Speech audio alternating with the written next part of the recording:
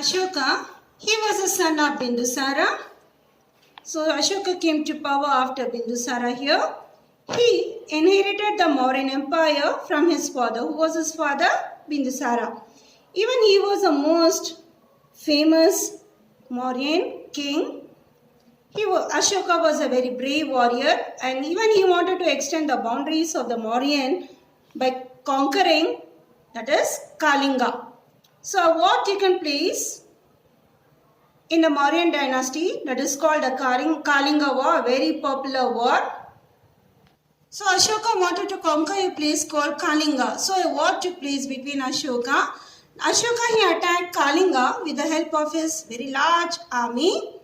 The Kalinga War, which took place between the other groups here, Ashoka he fought very bravely and he defeated, and this was a last battle fiercely that fought, and both the sides got affected heavily here, and thousands of people from both the sides were killed. After this battle, Ashoka, when he saw the people, some people were screaming with the pain, there were many dead bodies, and later he realized that unnecessarily I had taken the lives of people here. That affected to Ashoka. What are the effects of this Kalinga war? How it affected to Ashoka? This war was one of the most important event of Ashoka life.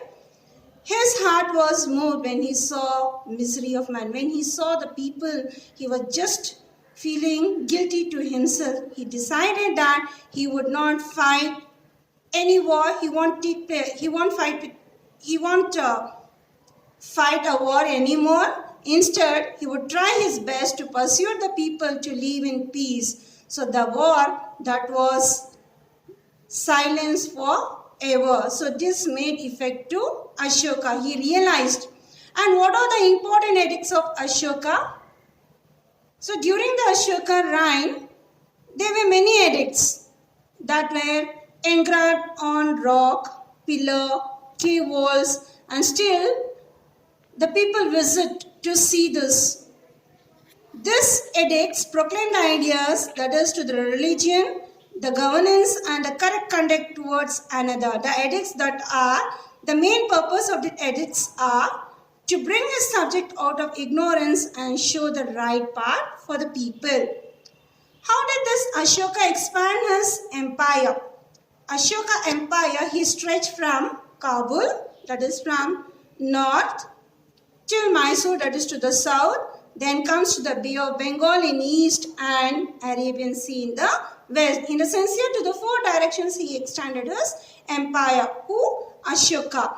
And what are the administrations of Ashoka? When Ashoka was ruling, he instructed his state, means he instructed in a state official, that is, he gave a more importance for the people here, the people, those who visit.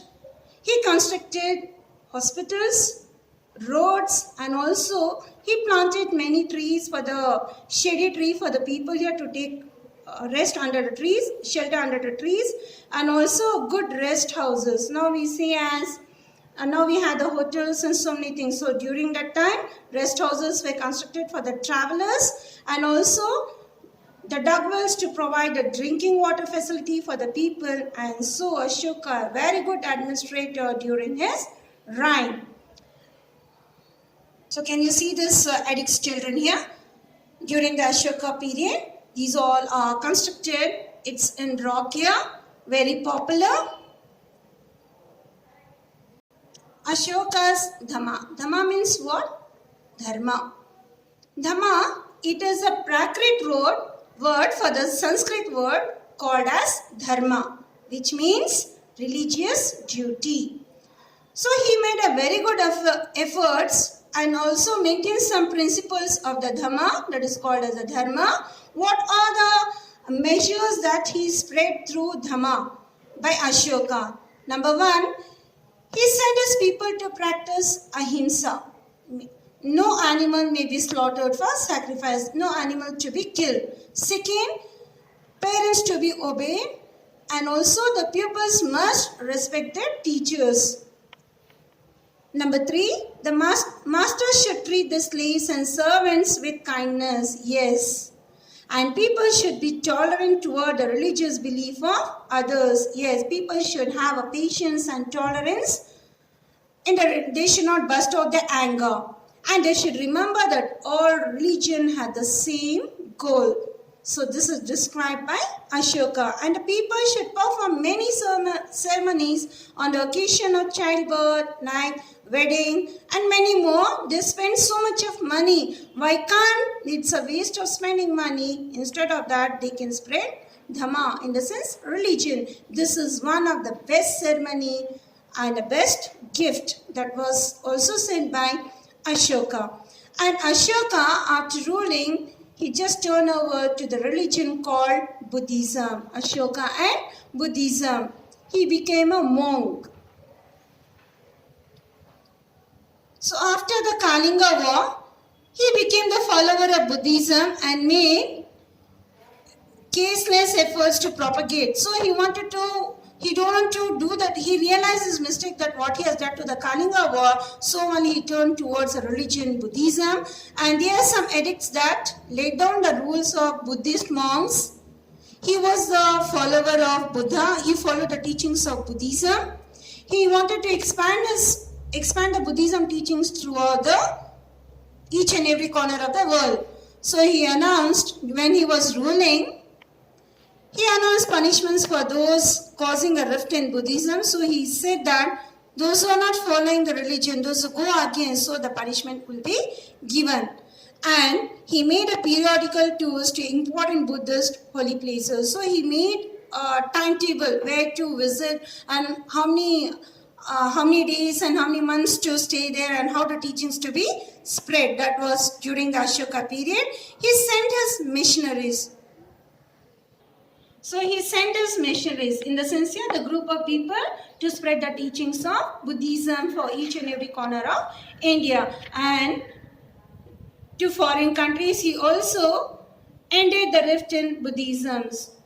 Now, Ashoka and the spread of Buddhism, how did he spread this and how it became popular in the Indian history? So when we go to the personal life of Ashoka, how he was and how he became afterwards.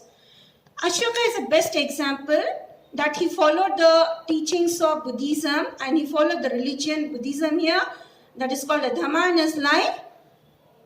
He was born in a royal family. His luxurious lifestyle, when he was ruling, he was very fond of hunting, killing of animals, and also here the policy of the in the sense, but the battles and the wars. And he treated his subject as his children. He loved the subject what he was learning. And he preached tolerance and respect for all religions here. Later, all this impressed the public that were greatly influenced by him. So the people will think how Ashoka was, now how he is. So that was the life history of Ashoka. And what are the pilgrimages of the Dhamma? Ashoka, he embarked on to. So many places he visited here. What did he do by visiting to the places? He just spread the teachings of Buddha, that is called Buddhism. And he appointed the Dhamma Mahamataras. They are called as Dhamma Mahamataras to spread the teachings of Buddhism here. They persuaded the people to lead their lives, that is, yes, the people, those who are following the Buddhism, they should follow the principles of Buddhism. And here, what is the foreign missions here? The foreign missions here in India, he sent his group of missionaries, and also to the foreign countries, he sent his foreign missionaries to spread the teachings of Buddhism here. The countries like Nepal, Sri Lanka, Burma, Sera, Egypt, etc. And also he sent his daughter Sangamitra and son called Mahindra to spread the teachings of Buddhism in Sri Lanka. So like this, the Buddhism started to spread in each and every corner of the world. And how was the administration of Mauryan Empire?